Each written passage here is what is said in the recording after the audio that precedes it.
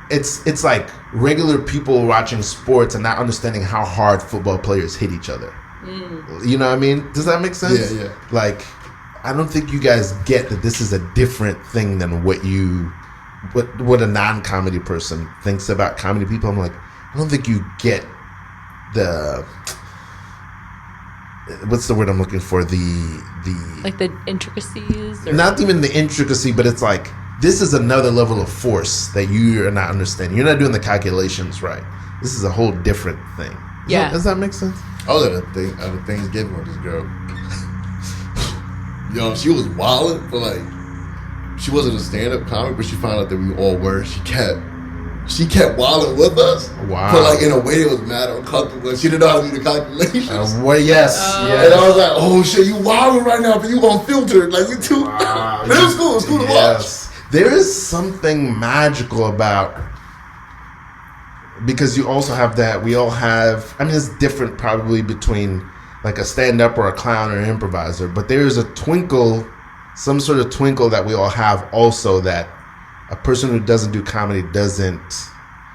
Am I making sense? I don't know. I think you are. It's like the extra spidey sense of like, you kind of, at the same time everyone is experiencing what's in the room. The comedian, the clown, the twinkle is like seeing what in real time, what is funny about that, and can comment in real time something that like no one else in the room would think of, but is feeling. Usually I think that's what is going on. I don't know. It's one of the things I love about this tribe is that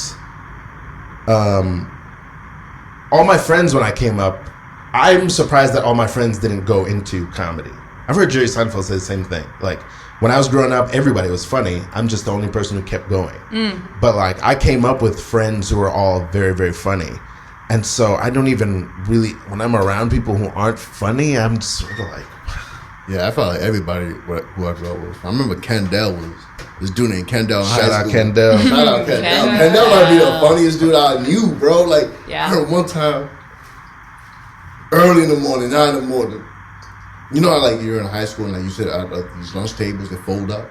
Oh, Remember the white lunch table? Oh, yes. I don't know. Ours were wood top. No, mine wasn't white. maybe blue. They were like these long tables. Yeah, Yeah. So Big Kendall hand. goes, everybody sitting next to each other. Kendall goes to the lunch table, he slaps his hand, gets everybody's attention, and there's a bunch of women, just a bunch of women around. He goes, "What up, fellas?" And but the way he did it,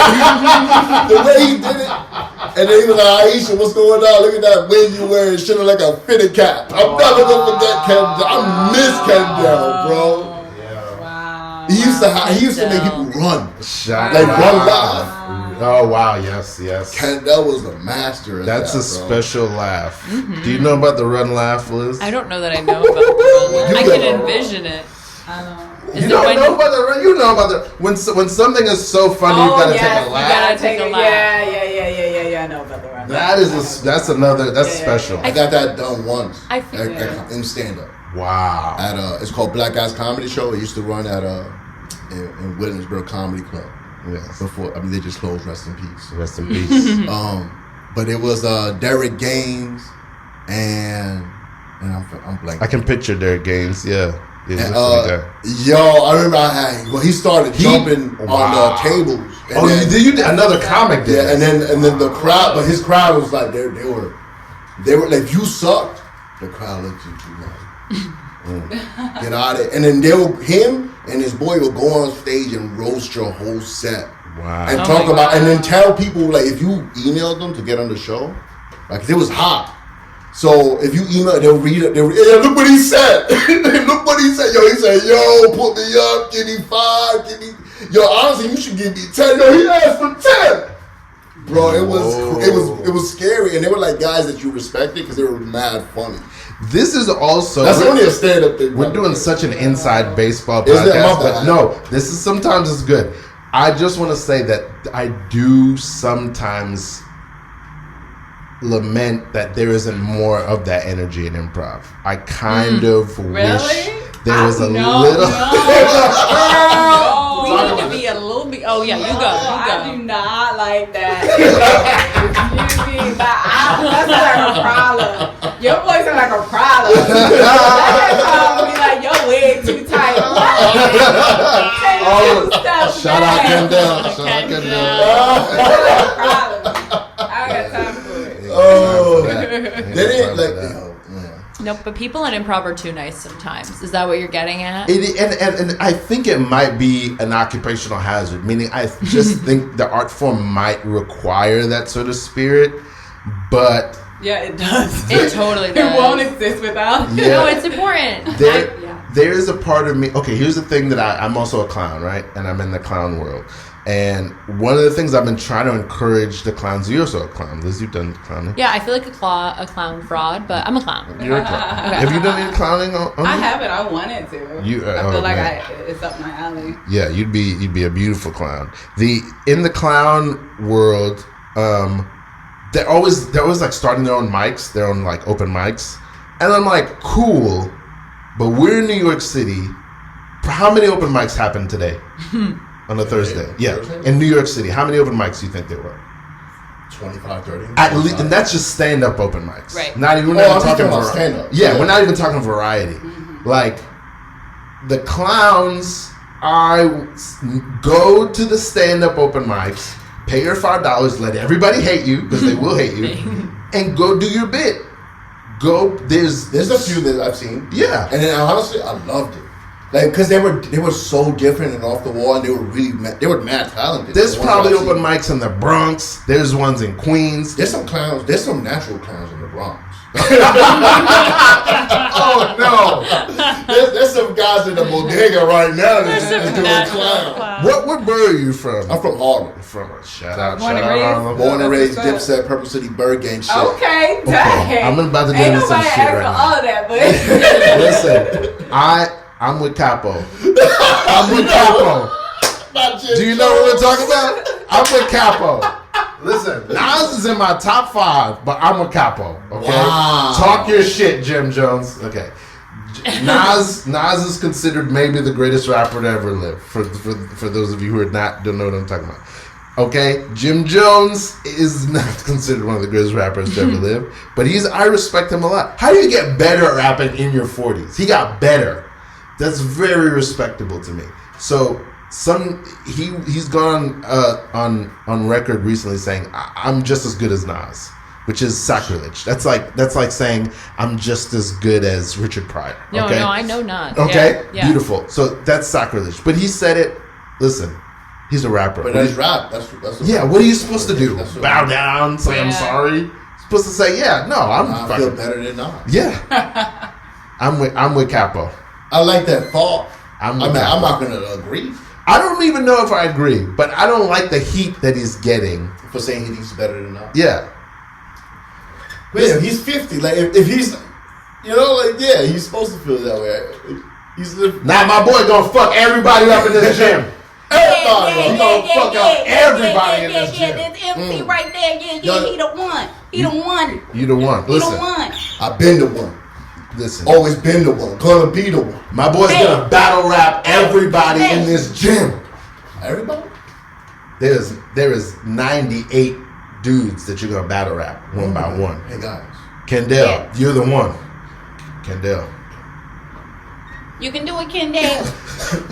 I appreciate the belief, but 98 is a lot, man. Don't disappoint little Tyrese. I want this. Yeah, I looked up to you. I got your picture on my wall. Tyrese, I'm just here to sign autographs. Can you sign my shoelaces?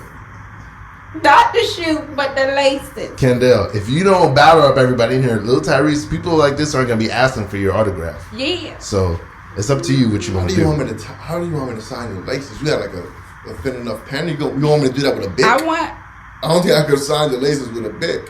I mean, you can sign with, a pen. Kendall. You got a pen? I'm a battle rap you. I'll battle rap anybody than sign shoelaces. You got Kendall. You gotta sign things. You gotta put your name down. You gotta put your name down. Come on. Stop being modest. I pray You're a for this. superstar in the hood. Yeah, you're right. You're a I pray for superstar in the You're hood. right. You prayed for this. Yeah. We prayed for this. All the nights in the silica. We was praying that you would get to this point. We was pushing weight in the silica. In the silica. Selling Yeah. ibuprofen. Kendall, we was praying for this. I remember that. We had to go up to Canada to get it. We had to go up to Canada to get off-brand ibuprofen. That's because they took away everybody's Medicaid, man. I'm sorry about I'm sorry to the big bill, the big beautiful bill, man. But you got them off that Medicaid. We got to go to Canada. You're not a hero in the hood, man. And I know from where we come from, it feels like it's survivor's remorse. And I feel you pulling away from me. I feel you going to another tax bracket. I feel it. And I might resent you later for it. But right now, you got to sign these shoelaces. Sign my shoelaces and then go battle. Go bad on them. Go battle. Kendall, man, I want to thank you for being an inspiration. Thank you for being my role model. I'm the role model? Yeah. What's your favorite song? This song where you talk about big booty hoes. Big booty hoes? Mm-hmm. Yeah, that's crazy. I like my other song. You heard the new one? The new one? Only Pilates hoes. Orny Pilates hoes? Only Pilates hoes. OPH. Damn. I'm down with my OPH. Little Tyrese, you're not a real fan if you don't know that song. Little Tyrese, you don't know about my OPH? I don't know about that song. You don't know about that song? Little Tyrese, get the fuck out of here. We're about to. Oh, okay. Sorry, I went too far. Hey, you can't be talking to the fans like that, man. Now you're owning it. Hey. This battle gonna get started or what? You want a battle? Yeah, I want battle. Yo, honestly, I'm a little exhausted. What's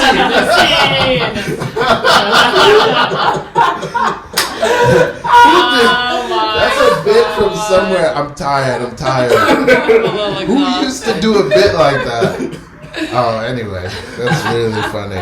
To be challenged to a battle and then say I'm tired. Okay. Can I see you guys do a scene? Maybe. I don't know. I don't know if this will happen. But you're. I mean, I don't know. I'm having fun. I just, you're killing it. Any thoughts or feelings about in this scene that you just did? Anything that stood out to you? Anything that was difficult? I was like, do I need a rap right now? I didn't realize you were feeling that pressure. I was feeling that. I was like, well, nah, I can't rhyme like that. Because all I saw was like West Side Gun. When I saw freestyling that, that's all I saw. I was like, yo, you don't even want to do this. But see, okay, so now I don't even know what notes I had, but immediately I would say a big thought that I would say, especially if you're scared to do it, start rapping immediately. Yeah. Start rapping immediately. Yeah. Talk about it. I was going to say, you got caught up being on the outside watching. You got caught up on being like, no, I don't know if I can sign your shoes. Like, maybe it's a Bic, it's a pen. And I think you were using that because you're in your Kevin head, you were going, oh, I don't know if I can rap. But Kendall knows he can rap. And so I think in that moment, if you had forgone the pen, like, yeah, man, I'll sign your shoes and listen to this and just gone straight in, maybe that would have been a fun. Yeah. I love that. What you also may not know is, and it's interesting because I feel like this is the nature of, well, also, but I mean, in your podcast, you probably, in Lil and Jiggles, you probably have this too, but whatever you do, there's a chance that somebody here might be like, whoa, what happened to your rapping? But most likely you're going to rap and we're going to be like, oh, shit. You know what I mean? No matter what you say. Amazing. Yeah. We're going to, I mean, that's a literal game that we play. That's an improv warm-up game. You guys know it's like bad rap game. Bad rap. Oh, no, not bad rap. Oh, but also thinking everything is amazing game. That's amazing. That's amazing. We play a literal game where somebody's like, hey, Onyi, I hear you do a great impression of Gumby. Yeah, it's blah, blah, blah, blah. That's amazing! You know what I mean? Yeah. Which is, again, to the softness of improvising. But that's what's needed. You need to know that you're going to take a big leap and we're all going to go, yes! You know, no matter what. You know, I heard some shit there. From Ben Affleck.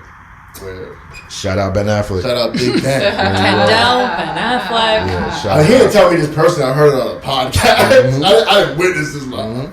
But he's listening right now. Yeah. Ben's probably listening. Who knows? Yeah. But he was like, when he was riding with Matt, what's his boy Matt name? Damon. Shout out Matt Damon. Shout out Matt Damon. He was like, yo, you gotta like me for my bad ideas as much as you like me for my good ideas. Why that just hit me so hard? Yeah. He goes, yo, you like still like me even. I have to give you bad ideas so you can get the good ideas. Yeah, absolutely. Yeah. That, you know what is interesting about that? So stand-ups, I feel like, have to feel that way about themselves. Some of them probably beat themselves up and are terrible to themselves. But you have to like ride and go, you have to be as excited about writing the bad idea as the good idea. Yeah. Improvisers are like that brain. We're like the stand-up's brain to each other. Mm-hmm. We have to be like, whatever move you make, we got to try to celebrate it the best we can. Yeah. It's the only way we're all going to float and fly. Mm-hmm. We're the medicine to stand-up comedy. Yeah, because I feel like it's like comedy, either if for stand-up, but for improv even more so, it's almost like you ever play Keep Up the Balloon? Mm-hmm. It's like when you have this little balloon in the air and you're going in the ideas, like improvisers have to keep up the balloon and keep it going. Yeah. Like stand-up is just you, but we're keeping it up in like a little touch. We don't want to hit it too hard. You want to pop it. Like you got to keep up the ideas. That's interesting because it's probably why stereotypically the energy of stand-ups, maybe not so much for your generation, but I think usually the energy of improv is a little bit adversarial, a little bit territorial, a little bit competitive between stand-ups. It used to be more, I think. Yeah. It's still there. It's still there. But it's like because you guys are defending your own balloon. Mm-hmm. Yeah, you have to defend your own balloon. I love this. I didn't expect that this was going to be such an inside baseball comedy. Yeah, we going deep. I love it. I really, I love this. Do you guys usually go scene to scene to scene to scene? No, there's usually a lot of conversation. And to be honest, I like to talk comedy. I usually try not to talk. This series is different because I almost never try not to talk about improv on this podcast. We do improv. I try not to talk about it. But if you're teaching someone, you kind of have to talk. Kind of have to, and but the thing is, we're talking to another comedian about comedy. Mm-hmm. You know what I mean? So that to me is like the fun of this, and the thing that you don't really get to see it, like improvisers and stand-ups talking to each other about comedy. You know what I mean? I never get to see it, and I want to see it because I think we have a lot to. The great internet has brought us all together. I actually like that. Shout out the internet. Shout out the internet. Kendall, Ben Affleck, internet. I'm keeping a tally over here. So good. Yeah. Yes, wonderful. Okay, I don't know if there's anything else I wanted to cover. Anything I didn't cover that you guys thought I should have covered? About anything. It could be about improv. It could be about life. What didn't we get to tonight that we should have gotten to? I feel like there was something that was said over there that I wanted to. Oh yeah, you were like, we should talk about this on the pod. What was it? Really? What was it? Wait, what did you guys say when I was in the other side of the room? Oh, okay. I'll reveal this. Yeah. Can you, or you don't have to? Oh yeah, I'll reveal it. This is not a big secret. It's just something it feels strange to say it right in front of the person. Maybe because it's going to create too much expectation for them about coming on the show. So I came up with some ground rules for other improvisers. I'll say this: one of the blessings and wealths that I get to have is for more than 3 years, I've been just having on the best improvisers I know in the city, the best improvisers in the city, to come on and be a guest every week on the show. So now when I'm doing a series like this and I want people to come on and be teachers, I have this pool of the best improvisers in the city who've already been on the show and kind of know what it is already. So I'm an embarrassment of riches. But the idea that I came up with was a couple of ground rules. One is we'll do scenes on the show like normal. The guest who's getting an improv class, they have to be in every scene. One of us is not going to be in each scene. So every scene we do, one of us won't be in it. Just so that there's somebody keeping an eye and like observing what happened in the scene so we could talk about it. Because the rest of us are probably in the scene. Although one of the scenes we did, it was mostly just two of you, which was really cool too. Both of us were out. Mm-hmm. And then, so you got to be in every scene. One of us has to stay out of every scene. Mm-hmm. So no matter what scene happens, one of us has to be out. And then when we give notes, if we give notes, just one person is going to give a note. Whoever has a strong impulse for a note, that person gives their note, that's it. Okay. We're not going to do a bunch of notes. It's too much. Just one person gives that note, and we might support that note, but that's it. And then we probably, if there's a strong note, we'll probably try the scene again using that note. Mm-hmm. And then... that's a good huddle. Yes. Yeah, we had a really good huddle. We had a really good huddle, and we accomplished it. We got to do it. You guys were amazing. The last thought was, and it hasn't happened, but I want to leave room for it. I said, if the stand-up we have on wants to talk some shit about improv, let them. Yeah, I don't like talking shit about other people's art. God bless you. You're an honorable man. You're a samurai. Love it. that shit. Yeah. Because like I mean, in the beginning I did, but I was like, what am I talking about? Because and then I did like clown class, and I was like, oh, these people are like they're super talented. Yeah, shout out Carol Sarugo. And then Jonathan Kaplan is one of the funniest people I've ever met in my life. Shout out the Jake meanest person I've ever met. The meanest guy I've ever met in my life, Jonathan Kaplan. You guys don't know. I mean, it is visceral. Can I tell you some shit that I hate? Okay. Is Jonathan is one of the funniest people we know. We're both funny guys. Jonathan is one of the great. When I talk to my other comedy friends about, nobody knows him. And it pisses me off because he's hiding somewhere in Long Island. J-Caps. And he's like, you guys are fucking idiots. And smiling too. God bless you. I like his little crazy. I miss him so much. What was I getting to? I don't remember what it was. Was he a clown? We were talking about like, oh my bad. He's an improviser, he's a clown, and a stand-up. This guy does it all. He's a triple threat. And a podcaster.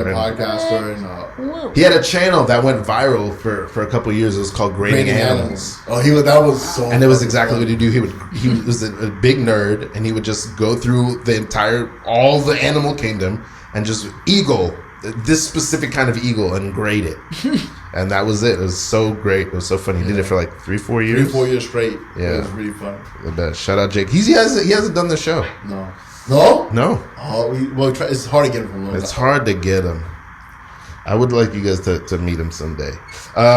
Anyway, I was getting to some kind of point. We were talking about it don't matter. not shitting on people's art.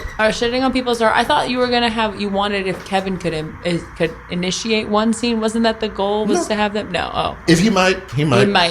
But for me, it was like I know stand-up sometimes like to shit on improv, and I was just like, if they do, let's not get caught in the back and forth, but just let them do it. They came on an improv show. Yeah, these guys were not resistant to that at all, by the way. But I'm just saying, like, yeah, let's let him blow off that steam. It's okay. No, it'll be funny. But you're an honorable man. He's an honorable. The only. You've never seen some cringy improv? Yeah, We've all seen some. Nah, I haven't. Really? No, I only am friends with funny people. Oh. So I've only get invited to shows that are incredible. So there's something to that. There's something to that, to being, yeah. I started, because every improv that's met me, only met me when I got, this is embarrassing to say, but when I feel like I've gotten good at stand-up, or decent at it. So when improv met me, it's because like, oh, this guy's funny, and we just so happen to be on the same show, and they already got shit going on. So then they'll be like, yo, come to this show, it's sold out, you can try to come in, and then I'll, pop up. Have you guys done any stand-up? Liz has done stand-up. I have done stand-up. You want to know something? I'm doing, this show booked me to do improvised stand-up, which is so spooky because it's just, you just got to really talk about trusting your gut. You've heard of it. It's the Broadway's Next Hit musical show. I don't. Oh, I've heard of that show, yeah. Yeah, so they've been around. I know who runs it. Ralph. Right? Ralph was one of the producers, and Rob Schiffman and stuff. They're doing it at 54 Below this month. Cool. And it's basically, you have written jokes at the beginning as the stand-up. You like open whatever city you're in if you're on tour, and then they improvise songs and scenes. And then as the host MC, you come out and you have to do, it's usually like 2 or 3, 3 to 5, whatever, jokes based on whatever they did. So you have like 2 seconds backstage, but you just got to write and rip and really hope that they land on whatever you just saw. Dang. Yeah, so I've been doing that, but not regular stand-up. So one day I'll just go do regular stand-up, but I haven't been doing that as much. Onyi, have you ever done it? Yes, I did. How did you feel about it? How'd it go? I liked it. So starting off, I felt like called to try it out. And it was I just got tired of it. Was good. Like, people loved it. But it was just hard to play the game and to stay up late at night. I was like, I got a job. Yeah. So I kind of fell off on that. I'm really sad, but we've come to the end. Can everybody share their Instagrams and maybe quickly say if you got a show coming up, but you got like 10 seconds. Hell yeah. I'm Liz Coyne, at Liz Coyne. I have a show coming up at Soho Playhouse, July 10 through 12. My name is Onyi Okoli. You can follow me at Onyi Okoli, and you can follow my improv team at Branded Silk. My name is Kevin Sanchez. You can find me at Kevin Sanchez Valid on Instagram, and that's where I put up all my shows. Very good. I'm Ralph Jean Pierre. I'm also Precious Gorgeous Rapper. I have an album out right now called Only Wanted One Time See You Laughing. And you can find it on Spotify, streaming services, or at preciousgorgeous.com, which is also where you can find this podcast, No Suggestion. We love you. Good night. Good night.